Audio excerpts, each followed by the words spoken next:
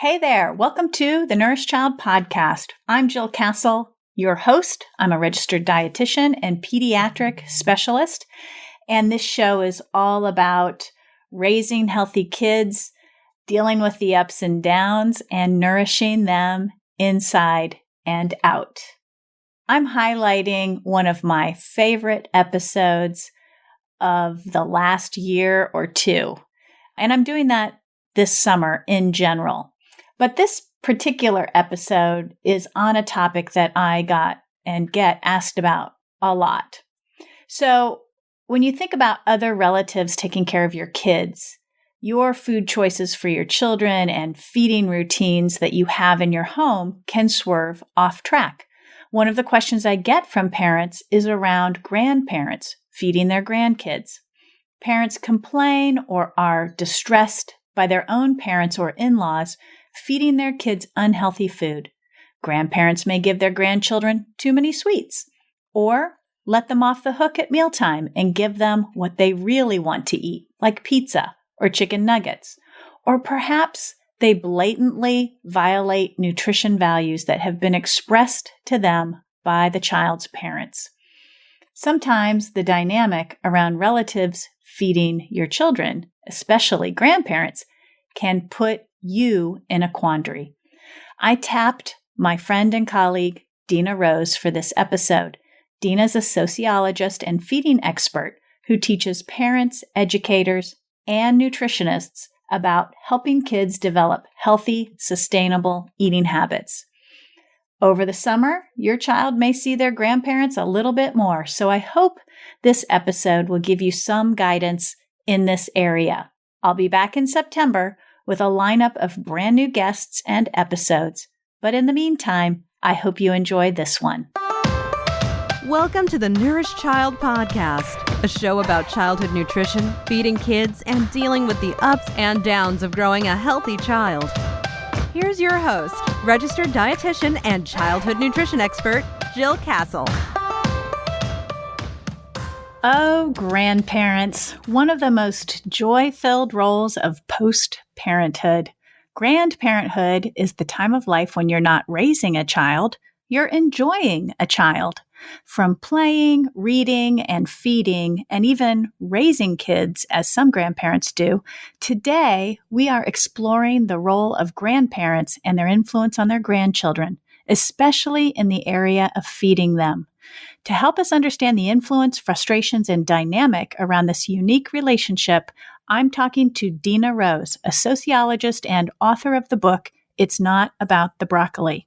You can find today's show notes and relevant links over at jillcastle.com/072.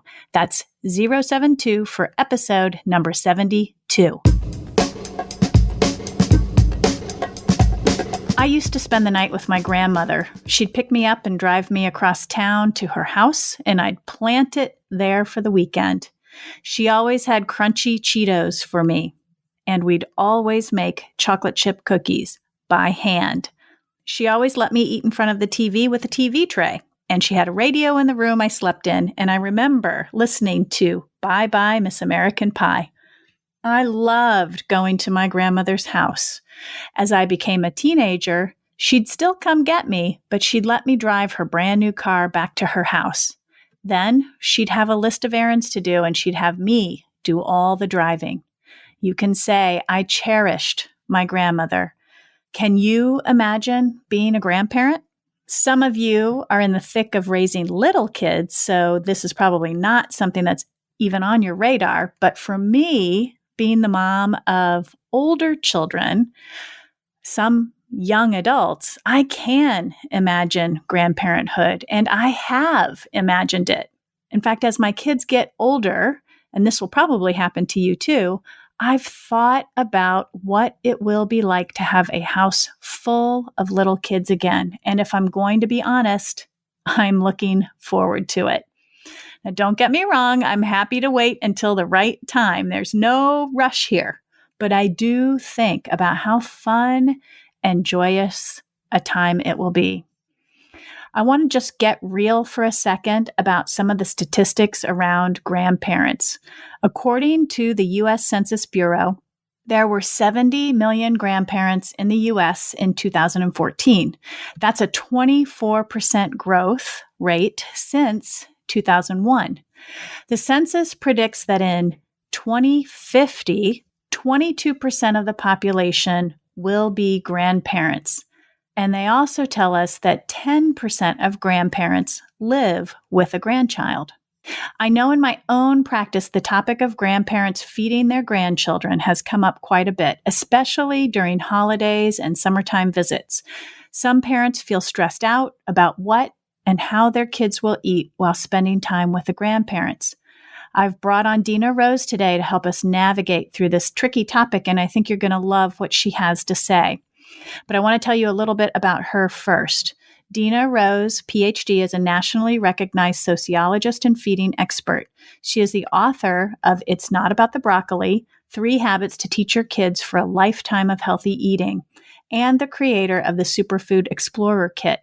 Dina has been training parents, pediatricians, dietitians, and early childhood educators in the habits approach for the past decade. Her message is pragmatic, memorable, and so unique it has been called transformational. In addition to writing her own blog, It's Not About Nutrition, Dina is also a regular contributor to Psychology Today.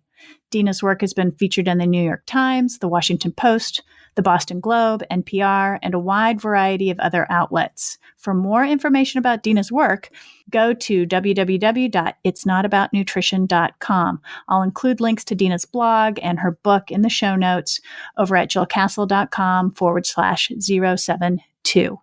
I'm so happy to explore this topic with Dina and have her on the show, so let's not wait any longer. Here's Dina. Hi, Dina. Welcome to the Nourish Child podcast. Hi, Jill. I'm so glad to be here. Thanks for having me on. Well, I saw your article in, I think it was Psychology Today, about grandparents, and I thought, I have got to have this lady on the show. So I'm so glad you're free and able to do it. Oh, grandparents. Wow, what a topic, huh? I know. Well, I know that in my own private practice, it comes up quite a bit, enough to be sort of a pain point for some families. So I wanted to definitely dig into that. But before we get going on that topic, why don't you go ahead and tell the audience a little bit about yourself? Sure. I think the thing that really distinguishes me from other people out in the field and really shapes my perspective is that I'm a sociologist. I'm not a nutritionist. And so, as most people know, sociologists spend a lot of time thinking about how parents can shape behaviors and beliefs and values. And that's really what we're doing when we're teaching our kids about eating. And I started my sociological career a bazillion years ago. I was interested in a completely different topic. I was thinking about how incarceration impacted community life. But, right, which leads to a whole bunch of bad jokes about if you're studying criminals and now I'm studying kids, aren't they kind of the same? Our little monsters, all sorts of bad jokes like that. But, what happened to me is that my mother, who had a very troubled food life, died while I was pregnant with my daughter, and we'll never really know how much her struggle with obesity influenced, her diseases and caused her early death, but it obviously played some role. And so when my daughter was born, I just became consumed with the question, how do you teach someone to have good eating habits? And, habits are really what sociologists study. So that was right in my ballpark. But I wanted to figure out, how could I make sure that she didn't need to devour that whole bag of chips, or she could just eat a couple cookies instead of the whole sleeve of Oreos, which no one I know does. Okay, maybe I've done that a few times. But anyway, that was really my central question. And so it really changed my life because I stopped working as a sociologist who studied criminology and, really started focusing my efforts on this. And what I really learned is that we have to focus directly on habits, which are the behaviors that translate nutrition into eating. And that if we do that, then the nutrition will come along for the ride. I mean, I wasn't focused on how I was going to get my daughter to eat fruits and vegetables. I was interested in teaching her how to enjoy all sorts of foods and, not to overeat and to pay attention to her stomach. But of course, what happens when you do that is the nutrition comes along for the ride.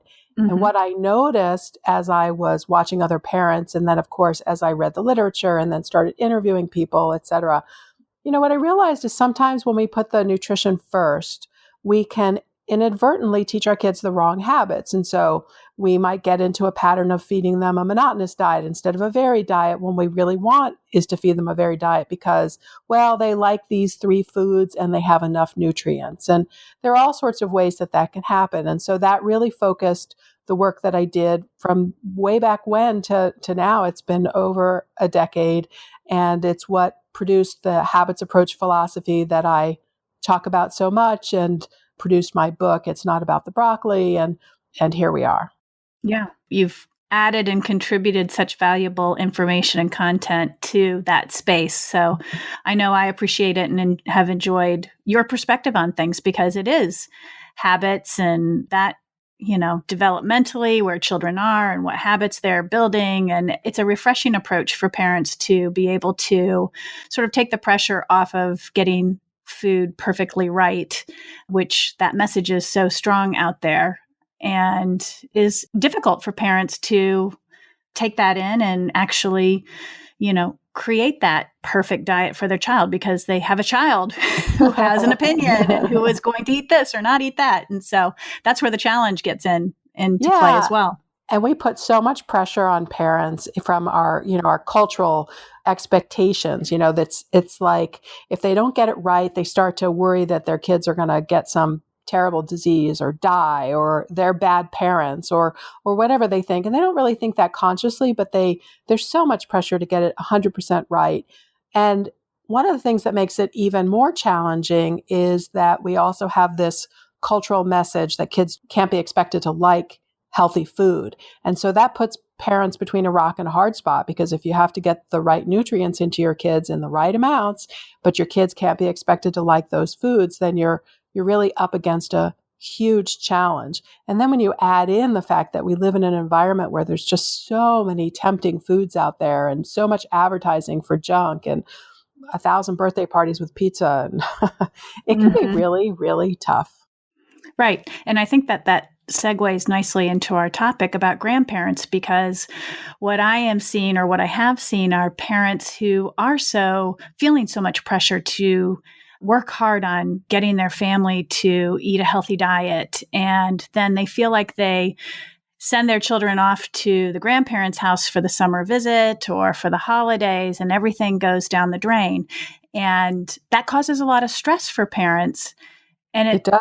Yeah. Yeah. And it's an interesting dynamic. And I think that's what I'd like to explore with you today on the show, because a lot of parents do feel a lot of stress and anxiety and even resentment towards grandparents, particularly if their habits aren't very good themselves, and they're passing those on or influencing the grandchildren in that way. But before I ask you questions about grandparents, I wanted to just ask a personal question. And that is, as a child, did you have grandparents in your life? And what was that like for you? So my mother's parents died before I was really aware of them. I mean, one died before I was born and one died right after I was born. My father's parents were around, and, one of the signature things about my Nana was her chocolate chip cookies. And, and the funny thing is, it was more of a family myth that these were the best chocolate chip cookies on the planet because they were good, but we all just, I don't know, maybe they came with Nana love or something because we just thought they were the best. And so whenever we went to see her, that there were those chocolate chip cookies. And then when we were in college, she was sending us chocolate chip cookies. They didn't always arrive in one piece because she didn't really know how to pack them, but everybody would just, go wild for the cookies. And so that is a very warm and fuzzy memory for me, especially because, she was my only grandmother. And I think it really shaped some good memories and some good family feelings. Yeah, I have the same. My grandmother made chocolate chip cookies also. And when I look back on it, we made them by hand, meaning there was no blender or Right. mixer. It was like hand. And I just remember how hard it was, but I wanted those chocolate chip cookies. And then now my own 4 children, they're so fortunate. My mother-in-law is a fabulous baker. And I do think her chocolate chip cookies are the best I've ever had. And so my kids get, Nana's chocolate chip cookies are always, they're famous in our family. So there are a lot of warm and fuzzy feelings about grandparents. How common do you think it is for grandparents to give their grandchildren treats or to gravitate towards more of the sweets and the treat foods rather than the healthier foods? Well, there's not been a tremendous amount of research in this area, but the little bit of research that has been conducted really does show what we all know, which is grandparents are indulgent and they want to be, the good guy, and they are permissive and they are going to do their best to give their grandkids the treats. And in the Psychology Today piece that I wrote, I started out by saying, watch out for my daughter, because I am getting ready. Not that she should not have a child anytime soon. I'm just saying she's only 17. But I already know that when I am a grandmother, I am going to let myself, enjoy those moments and give my grandchildren all sorts of sweets and treats. And, one of the things that happens is that as parents, when the grandparents do the treat giving, if we want our kids to have a healthy diet, that means that we as the parents have to actually do less of the treat giving. And so in a way, I understand that one dimension that we don't really think about that much. Of course, it is about the treats, but one of the things that happens for parents is that, we are deprived of the joy of giving our kids ice cream if grandma and grandpa are always giving our kids ice cream. And that is one of the sort of the hidden points of tension, actually. That's a really insightful observation. Hadn't thought of it that way before. Yeah, I mean, think about it and that I think is one of the things. Look, I've worked really hard to teach my daughter to have the right eating habits. And of course, she eats ice cream and candy and everything because it's all about putting it into your diet in a way that works, which means as the smallest component of the proverbial pie. But if somebody else is giving her, I've had to be sort of stricter with her. And so by the time the grandkids come along, I'm sure it's just in reaction to that, like teaching this kid to eat healthy isn't going to be my job. My job is just to be the spoiler. No, and that's so true. And I am so looking forward to grandchildren myself. And I find myself thinking more about it just because the kids are older. My oldest is 21, my youngest is 16. And I can start to envision what life will be like with little kids running around the house. And I can't wait for that because I love young children. And I feel the same way. I'm going to be the indulgent grandmother. We're going to bake. We're going to cook. We're going to eat whatever. And I feed my kids that way anyways. I know with the label dietitian, many people think, oh my gosh, Jill would never give her kids treats and sweets. Well, my kid, I have it all the time. We have it in the house. My kids don't have issues with it because they have, they know how to eat and indulge and enjoy and walk away when they're done and leave things on their plate. I mean, that's the habits that they've learned and the balance that we've struck here. But what's interesting to me is that, in fact, it makes parents have to step into their job a little bit more firmly if the grandparents are more indulgent. Yep. And I have a particularly strong view about this because my daughter does not have any living grandparents. So she's never had anybody do that extra spoiling, except for one time, which is just an incredible moment when my daughter was about 5. We were visiting a very good friend of my mother's. And we walked into her house. It had been raining outside. And we walked into the house. We were soaking wet. And this woman just scooped up my daughter and said, oh, you're soaking wet. We must get you some hot chocolate.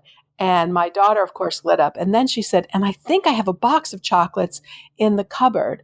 And then my daughter looked at me like, can I? And then this woman looked at my daughter and said, oh, don't look at her. You're in my house right now. And my daughter looked at me with such satisfaction, like someone trumped mom, like, someone was going to. And I think that most people hearing that story would think that there was a part of me that was thinking hot chocolate plus chocolates plus whatever else was coming. Oh no. But really what I was thinking was, oh, thank goodness she's getting a moment of that grandmother spoiling, time so that she can have that kind of a memory. And so I like to remind parents that this is really also about building memories. And so let's not get hung up on the food. Of course, we want to teach our kids to have a healthy relationship with food. And we can actually use the indulgent grandparents as a mechanism for doing some teaching around this. But first and foremost, the memories matter. The relationship matters. And so if we can keep that in mind, it kind of takes the sting out a little bit. Absolutely. And, I always also observe that or talk with my clients about the fact that, it's one day, it's one event, it's easy to reboot, restructure, get back on whatever, when you get home, your plan, whatever your mantra, your approach to eating is when you get home. But to allow children to have a unique relationship with their grandparents, I think is very important too. And oftentimes it does have to do with food. Yes. The problem with it's a one-off that parents experience, of course, is that so many times in our life, it doesn't feel like a one-off because today we might be at our grandparents' house, but then tomorrow there might be a party. And then the next day there might be a play date with somebody who gives out lots of cookies. And so each of these events feels like they are happening on top of each other. So it can be tricky to figure out how to do that reboot or how to do that reset. Mm-hmm. And do you think there's anything that, around the idea that parents are feeling other issues around the grandparent being indulgent with the grandchild, or, is there any stuff that comes up that you see around, oh, my parents don't eat healthy, so I don't want them to transfer that to my children, or, oh, they're not being a good role model, I don't want my child to have that as a role model. Is there any of that stuff or any childhood stuff that comes up, you think, for parents around this issue? Well, absolutely. And especially if the parents or the in-laws, like that can be even trickier, right? Don't have the best eating habits in general, we can worry that they're going to pass that on to the kids. But here's the thing that I like to remind parents is this, that we have to talk to our children, no matter what their age, in order for them to learn the right lessons. And so we would never throw the grandparents under the bus and say, grandma has, terrible eating habits. Don't go over there or don't listen to grandma. But we can make this a very positive experience and say like, oh, we're going to grandma's house. You know how yummy her chocolate chip cookies are, and we're going to have tons of them there. So how are we going to handle this? Like, even if they're 3 years old, we can still say, so we don't want to have too much in our week. So let's think of things we could do. And then we can start supplying brainstorming solutions, like have a day before we go to grandma's where we're not going to have any sweets and treats, and a day after we go to grandma's where we're not going to have any sweets or treats. And when we do that, we're teaching them such an important lesson that's much more important than the fact that they might overeat on that one day. And when we talk to our children about the lessons that we want them to learn, we are actually taking the power out of what we think of as the bad example, if that bad example exists. Mm-hmm. I like that. Teaching them what we want them to learn. Yeah, we have to talk to them. We can't assume that they're going to learn the lessons just by being in the environment. So, and it's not about controlling that food. So let's imagine the scenario that I was talking about before, where we're going to grandma's one day, but the next day there's a birthday party and the next day there's a play date. We can actually talk to our kids and say, like, well, here's the problem. There's going to be this day and then this day and then this day. So what can we do? And a perfectly reasonable solution to that would be to make sure that we really make the meals before and after those days, those days would be better. But then the meals on those days, we can, enhance them and make them healthier than we might ordinarily do. And then we can really talk to kids about how to make choices during that day. So, it's not unreasonable for a young kid to make a choice that they'll go to the birthday party after the day after they see grandma, and they're going to have the cake, but they won't have any candy because they'll take the candy and bring it home. It's not that you have to forego it. It's just that you have to delay it. So I'm not suggesting that that automatically be the solution. What I am suggesting is that when we ask our children to participate in making the decisions, we are no longer controlling the food, which is a bad dynamic, but we are teaching them a very valuable lesson about how to deal with the food world that they're going to live in for the rest of their lives. And that's the key. Yeah, navigating those tricky situations. Absolutely. I like that advice. And I give that also to my clients as well, because it is, it's not about control, because actually our goal is to build autonomy in our children, especially around food choice and eating patterns and habits. And we teach them, and those tricky situations or those scenarios that you describe are great opportunities to teach these lessons. It is. I mean, it's painful because we don't want to have to deal with it, or because it's not in our control. Our kids go to these places, they go to grandma's house, they go to parties, etc., and it's outside of our control. So it can be very frightening and sort of puts us on shaky ground. But that's why we have to empower our children with the knowledge and the skills to make the right choices. That doesn't mean we want our kids to sit there and go, oh man, I really want that, but I can't have it. Mom told me, that's not it. And if they slip up, it's no big deal, because they're going to slip up. It's like when children learn how to read, they don't read perfectly, but we don't freak out when they misspell something or misread something. These things will all work themselves out in the long run. And that's really the thing that parents can do to help themselves get through these moments, is to take a step back and realize two things. One, big picture. Two, learning process. Mm-hmm, definitely. One of the things that I think for some parents is particularly stressful in this type of situation, be it a party or be it a grandparent's house with lots of sweets and treats, is if their child is heavier. Whether their perception that their child is out of control when they're around those types of foods, or their child is in fact carrying extra weight. That makes it even trickier for them. So what advice would you have to those parents? Would it change from what you've just described? Not really, although I would add on to it, which is to say this, is that when children are heavier, the research shows that parents are more inclined to comment to them about what they're eating and what their weight is, and things like that can make the dynamic more difficult. The most important thing when children have a weight issue is to recognize that they are struggling with an issue that may actually follow them through their lives. And so this is an important area to help them learn some skills. And like if they were having trouble with a reading disability or something, we would be giving them skills thinking about that.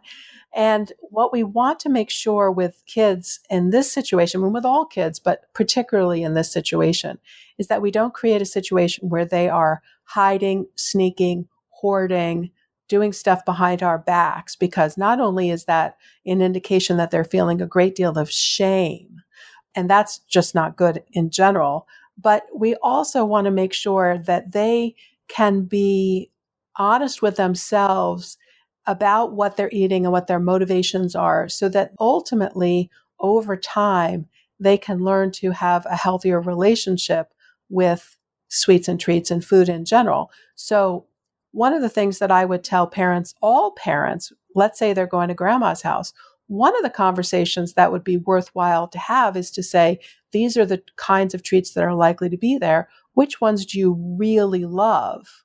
Let's focus on eating those, and let's pass up the ones that are not our favorite, right? That's what I tell parents to do at Halloween too. Like, eat the candy you love and pass up the ones that you just happen to have.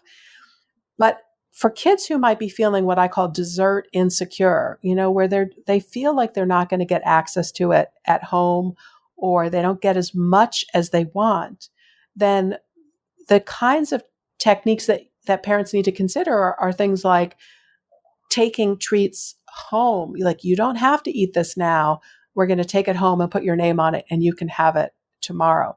Things like that. And then, of course, away from the table, at some point, we need to have a conversation about different motivations for eating and emotional eating and eating because something looks yummy, and how to reconnect with your own internal feelings of hunger and fullness. But the time to do that is not when they're at grandma's house, and not to go in and say, you can only have one, and help those kids who already feel like deprived. They don't really fit in. Mm-hmm. Or deprived even. Or deprived, right? And are worried maybe other kids are teasing them or whatever, to help them feel good about themselves, because only through feeling good about themselves that they're going to be able to eventually learn to eat right. So I couldn't agree with you more in terms of, providing these children with reassurance that they can have what they want, and that they won't be deprived. What I also agree very much with you on is this idea of communication and having these conversations. But what I see in reality is that parents really, really struggle with having conversations around these topics, not only because perhaps they feel uncomfortable having the conversation, but there's a fear of damaging their child in the process of having these conversations. But there's also great hesitation and reservation around what exactly to say. About the food, about the weight. Yeah, about the food, about the weight, about, just having these conversations about any kind of topic related to choosing food, their body, I just see a lot of hesitation from parents. And I find that I help, I encourage these conversations too, and do a lot of role playing around what they can say and how they can say it and the tone and the manner. But I'm just curious, do you see that hesitation also? I do. But one of the things I'd like to say is, I'm always reminded of a woman who I worked with many, many years ago. And one of the things that I encouraged her to do with her daughter away from the table, maybe when you're getting ready for bed, or some kind of like a safe time when there's a lot of trust already, and to introduce the idea of what we called eye hunger, looking at something and really wanting to eat it. And she had that conversation with her daughter, who was about 7, and her daughter almost started crying with relief. And she said that she thought she was the only person who felt that way. And so I just think that it's important to find a place for kids to verbalize and express their feelings around food and about desire. And the last thing we want to do is to teach them to lie and say that, not lie maliciously, but to misrepresent themselves as being hungry. Because when parents spend a lot of time saying, well, are you hungry? Because we know you're supposed to only eat when you're hungry. Of course, if you've ever eaten when you're not hungry, raise your hand. And I think that's everybody, right? Me. But as parents, we say to kids all the time, well, but are you hungry? So kids know that the only legal way to eat something is to say that they're hungry. And one time, here's a perfect example. I was at a family function, and it was a birthday party, and at lunch, the child was full and she stopped eating. She said, I'm full. But then later, when the chocolate cake came out, she said, oh my gosh, chocolate cake, I'm so hungry. And I don't really care when kids are going to lie to us. It's just that through that lying, they lie to themselves. And ultimately, they end up thinking that they are hungry when they're not. And one of the interesting pieces of research shows that when kids eat when they're emotionally upset and think that they're hungry, like because they're using that language, ultimately they learn that the feeling of, let's say, sadness is the feeling of hunger. So it's not like they go, oh, I'm sad, I want to eat. They go, oh, I'm feeling that feeling again. That is the hunger feeling. Now I'm going to go eat. And so then learning, no, that's sad. Hunger is a different feeling, is even more challenging. So we want to stay away from the, well, are you hungry? Because that teaches kids to misrepresent that. Right. I could do a whole show about hunger and Yes. how, I mean, you call it eye hunger, I call it head hunger versus tummy hunger, just different pieces of language to help children understand the difference between what is true hunger and what is not. But it's very interesting how, the language of am I hungry or are you hungry is tossed around so commonly during the day in feeding children. And yeah, I think you're right. It gets misrepresented, overused, misinterpreted. But that aside, right, I want to that's a whole other that's a whole other conversation. I was just going to jump in with some other thoughts. I thought, no, let's just get that. I do want to say one thing, getting back to grandparents, is that when grandparents are regular caregivers, that's a whole different situation than when your kids are going to see them on the one-off or even spend the whole summer with them. Sometimes, grandparents are taking care of the kids 4 days a week or something. So those are situations that are even trickier if the grandparents want to be permissive, and that happens all the time. So in those situations, I think that parents and grandparents end up feeling bad about each other. And that's a sticky situation, right? Because parents feel in debt to the grandparents who are helping them out by taking care of the kids, but the grandparents want to be the grandparents, and then they feel guilty or resentful that they're being asked to feed the kids in a way that they don't want to. So I think that the thing here for parents to do is to remember a couple of things. One is when you're talking about habits, proportion, which is, eating the healthiest food most of the time, is the most important habit in this regard. And, a lot of people call it in moderation or in balance or something like that. And the reason I pull out the word proportion is because moderation can mean so many things, and it really can be a stand-in for variety or portion size or whatever. But proportion is really about ratios. And so the benefit of talking about ratios or proportion compared to whether the food is healthy or not is because proportion makes automatic room in the diet for all foods. And so nothing gets demonized. That's the first thing. And the second thing is to help grandparents understand that they have to combine feeding as grandparents and feeding as primary caregivers. And so maybe allocating Fridays or, Tuesday evenings or whatever day, it doesn't matter, as grandparent feeding days gives grandparents the pleasure of being permissive, and then gives them a way to sort of compartmentalize that and then hopefully feed kids the more healthful way that you, the parents, are hoping that they'll do during regular days. Mm-hmm. I like that. I think that's a nice balance. And then how would you advise parents handle just the occasional visit with the grandparents? Just don't sweat it? I say don't sweat it. I think what we want to do is prepare the kids so that they are, eating well before and after, because that's proportion. I want to help them understand that they should, focus on the treats they really love and pass up the treats that they don't really love. And then the other thing, and people always laugh when I say this, but I always use this, I tell people all the time, and I use this with my daughter, which is just don't throw up. Mm-hmm. And it sounds like a stupid thing to say, right? But in a way, it's like a funny way of reminding them, pay attention to your own tummy. So you don't eat too much, don't give yourself a stomach ache, don't overeat. You're in charge. When you say to a kid, don't throw up, you're saying, I'm giving you permission to eat as much as you want, but I'm also holding you responsible for paying attention to yourself. And then, of course, combined with the other tips that we just talked about, kids have the tools to get through that day. And then when they come home, maybe not right away, but at some point have a conversation about what they ate, encourage them to be honest. There are no repercussions, but then we're we're balancing it out with a day of, good and clean eating, which is what they sort of agreed to before they went. So it's not just hands off, don't sweat it.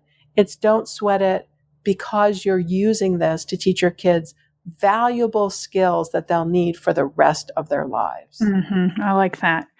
The door swings the other way, and I get emails from grandparents who are very concerned about the way their children are feeding their grandchildren. So should parents obviously the ideal is parents and grandparents are aligned in feeding, right? That's the ideal. But should parents and grandparents be sort of talking this out together? I know we're suggesting that, and I agree with your suggestions to, be teaching the child because as a parent, that's that role. But should the parents and grandparents be hashing some of this out together? And if so, or if not, what does that look like? Well, first of all, if you're the grandparents and your kids are not feeding their children the way you want them to, that's tough. Yeah. That's not your department anymore. And so just like if the parents are teaching the kids, to dress in a way that we don't like, tough. That's not your department anymore. So from that perspective, no, there should not be any conversation. From the other side, it's really a question of whether the grandparents are regular feeders, regular caregivers of the grandchildren. If they are, then yes, they have to have a conversation. If they're not, then I don't think that necessarily there's any reason to have a conversation. I think that parents need to appreciate the grandparents for the love and the experience and the bonding and the memories and everything that they're doing, and just work with their children about coping and learning how to make decisions and not stressing when it's not done perfectly. And for the parent who's feeling a great deal of resentment towards the grandparents, who is, the grandparents are not regular feeders, but the parents are really dreading the visits or really seeing this as a situation. Is that a parent issue that needs to be dealt with, internally, or what would you say to that scenario? I would think so, because the food is really the least important part of that kind of a relationship. So if we want our kids to have good relationships with their grandparents, we have to kind of back off and let that relationship happen. If there are other ways in which we have concerns about how the grandparents are treating the children, then that can become much more serious. And there are certainly situations where parents want to intervene or supervise or not let the grandparents have that kind of discretionary control and interaction with the grandkids. But if there are no other kinds of issues and it's just about the food, then we have to take a broader step back. And when parents are holding that resentment, I think they need to figure out why they are. So sometimes I know parents who've said to me, but my mom never fed me that way. Mm-hmm. Right? So that's an issue, but that's not something that you need to talk to your mom about in the context of grandparenting. Maybe that's a side conversation. And if it's because my parents or my in-laws are not respecting how I want to feed my child, then I think that we have to step back and say, why is it so important to you that your children don't have that extra sweet or even those 5 extra sweets if it's just the one day? As long as we're not talking about an allergy issue or some other kind of medical issue, parents can get overly focused on the nutrition and really kind of worry too much. And so they have to figure out how to let go a little bit and see the world through their kids' eyes, see the delight in their kids' eyes, and that should help. But it's definitely tricky. Yeah. Great advice, Dina. Thank you so much for talking about this topic with me and the audience. I think they're going to get a lot out of this. You had some really terrific points and reframing how to look at the whole situation, which I think will be very helpful for families out there. How can my listeners connect with you after this show? So my blog is called It's Not About Nutrition nutritionists.com. There are hundreds of articles I've written over the years. There are a lot of free downloadable resources. I have a Superfood Explorer kit, which helps children learn how to become adventurous eaters. I do free 30-minute consultations. So go to my website. It's Not About Nutrition. And also, almost everything we've talked about is in my book. It's Not About the Broccoli, 3 Habits to Teach Your Kids for a Lifetime of Healthy Eating. And that book is available everywhere books are sold. Awesome. Dina, thank you so much for coming on the show. My pleasure, Jill. Thanks a lot. So I really hope this episode was helpful to you. Dina had such a lot of practical, good tips and insight to share about this topic. I especially liked what she said about how to handle just the one-time visit or the occasional visit with grandparents versus how you can handle a grandparent or the situation of a grandparent taking regular care of your grandchild. If you've been struggling with the Grandparent Food and Feeding Challenge, let me know your thoughts about this episode over at jillcastle.com/072, or go ahead and post your comments on my Facebook page, The Nourished Child. If you want to help me grow this show, the best and most helpful way you can do so is to subscribe to the Nourished Child podcast on iTunes or Android. That's it. Just go to the podcast app on your iPhone, click the search icon button, and type in The Nourished Child. Click on the icon. It's a cute little icon of children. And then click on the subscribe button to the right. It's super duper simple. For Android, you can find The Nourished Child on Stitcher, Spotify, Podbean, Google Play Music, and other apps. Last, I have a library of useful programs and guides to help you raise a nourished child, and they are all on my website over at jillcastle.com. Head over to find online learning programs, ebooks and guides, podcast episodes, free articles, and free printables, all geared to help you nourish and nurture your child inside and out. As always, I'm super happy you joined me today. I know you're helping your child just by listening. Be sure to give that child and his or her grandparent in your life a loving squeeze today. Bye for now. Thanks for listening to the Nourished Child podcast, where the #1 goal is to help you grow a nourished child inside and out.